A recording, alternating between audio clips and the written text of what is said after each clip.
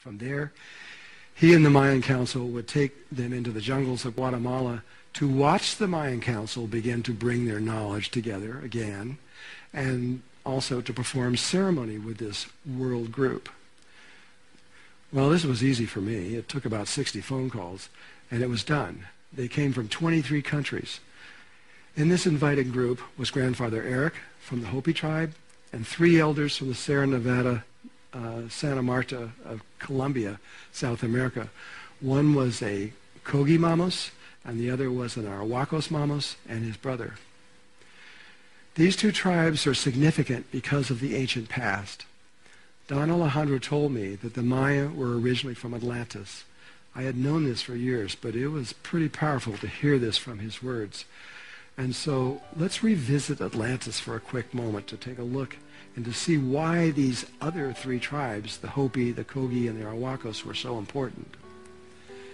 Atlantis was a country that was symbolized by 3 rings, one ring inside of the other. The outer ring or sphere, and it could also be seen as 3 spheres. That's another way that Atlantis saw themselves. The outer ring or sphere stood for the people who lived in Atlantis. The middle ring or sphere stood for the priesthood, and they were called Maya. The priesthood were the bridge between the people and the center ring or sphere, who were called the Nakals. It was spelt N-A-K-K-A-L-S and sometimes spelt N-A-C-C-A-L-L-S. The Nakals were the ones who were speaking directly from their sacred space of their hearts and connected directly with the spirit of Mother Earth and beyond. They lived in caves and in special rooms within the pyramids, and they glowed in the dark, and they floated about a few inches off the ground. The Hopi were Maya, and the Maya are Maya, and the Kogi and the Arawakos Mamos were and are the Nakals, which also include the Wiwas and the Canguamos tribes in Colombia. When Atlantis sank 13,000 years ago, because of the physical pole shift we just mentioned, the Maya jumped into their boats and rowed to the Yucatan, not far from where the southwest area of Atlantis existed. And the Nakals rowed in their boats to where Santa Marta, Colombia is now, or at least not far from there. All these tribes are all related, and all of these tribes remember what happened. Not only 13,000 years ago, all these tribes remember 26,000 years ago, and even much longer. But this would be the first time since Atlantis sank that all 3 of these tribes would be together and perform ceremony. It was historical. Even further, according to Grandfather Eric, he was the first Hopi to ever return to Guatemala since they left Guatemala thousands of years ago to head north to the Four Corners area, of which we talked about before. The Mayan Council of Elders began by leading us to Lake Atitlan, one of the most sacred lakes of the Mayan people. Our group was met by 25 members of the 440 elders who had been elected to be the ones to begin the remembering of their knowledge. There are other ways the Mayan remember their knowledge besides using their brains, through the use of the 13 crystal skulls, one for each 1,000 years since Atlantis. In a little bit, we'll talk about this in a little bit. It's an extraordinary subject.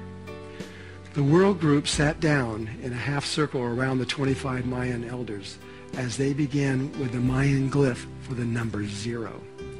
They literally began to decipher this glyph as if they had never seen it before. After about an hour and a half, the Mayans had completed the number 0. And then they went to the glyph for the number 1. We watched them as they went, I think, through 1, 0, and 2, I think, and we got that much in. We spent about a half a day witnessing this event.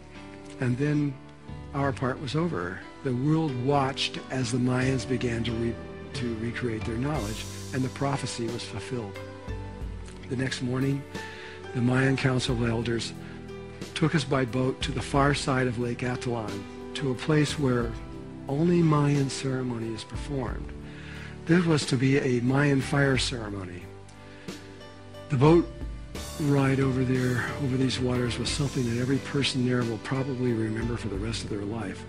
This towering volcano over this lake, perching on the edge of this lake, left one with this ominous feeling that it would explode at any moment. I mean, it had smoke coming out of it.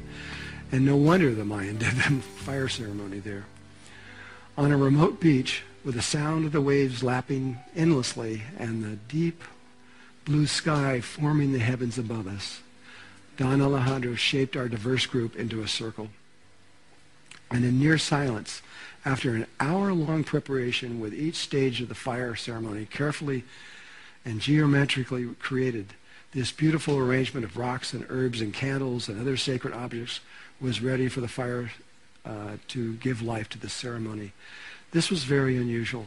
I don't know if the fire ceremony had ever been photographed before, and especially in the way that they did this. They actually let us see as they made the geometrical images on the ground, and they explained what each thing was. As they put in each herb, they told us what it meant. As they laid each candle and each object in there, they described exactly what this meant. This may have never been done before, and according to Don Alejandro, this ceremony had not taken place for 13,000 years.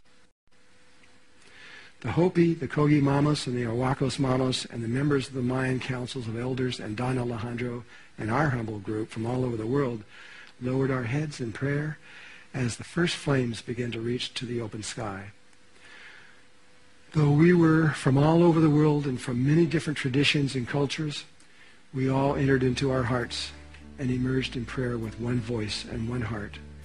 We prayed for Mother Earth and for her children, knowing that the earth was about to enter into a very violent stage of evolution, much like childbirth. Each one of us prayed from our hearts for Mother Earth to help all of the world and all life on earth. This ceremony was about 3 hours long, and about 1 hour into it, as I was watching the flames of the fire and listening to the prayers, the Awakos man, he was actually had his eyes closed. His arm went up to the sky like this. It caused all of us to look up. We didn't know what he was doing. And there was exactly where he was pointing to in the sky, was a huge eagle just floating over the ceremony, about 100 feet perhaps in the air. It was not moving a single feather and seemed to be fixed in space without moving its wings. It sat there for over 10 minutes. And then the eagle floated off to the side a little ways, a few feet, and continued to watch as we performed a ceremony that had not been performed for a very, very, very long time. The prayers, the songs, the chanting, the dancing, the fire, the smoke, all rising to heaven, where hopefully the intentions would be listened to by our mother and our father. Our hearts were wide open. It was incredible, this whole experience. As we climbed into the boats to return to the other side of the lake, I watched. I will probably never forget this. I stood there as all these people got onto the boat, and I watched our uncommon group as they walked down the pier. Religions from the Christianity, Muslim, Jewish, Buddhist, Taoist, Shinto, Hindu, and many more. And all mixed in were the ancient tribes from Atlantis and the land of Lotus. Don Alejandro and the Mayan elders were looking for something. I knew this in my heart. And whatever it was, they must have found it during this ceremony. For they asked us to do another ceremony in a place a long ways away from Lake Atitlan, a place called Tikal, an ancient temple site in Guatemala that represented the crown chakra in the human body, the entryway into higher consciousness. Tikal is a majestic world of temples that once had a city around these primary temples that extended for tens of miles in all directions. It was a huge city that probably housed millions of Maya at one point. I remember looking at an artist description of this city and how it probably looked when it was alive. It looked like a city of the far distant future and space age, not from the past and a people that modern people think is just a modern tribe. I mean, a primitive tribe. The Mayans say that before Atlantis, they came from the stars.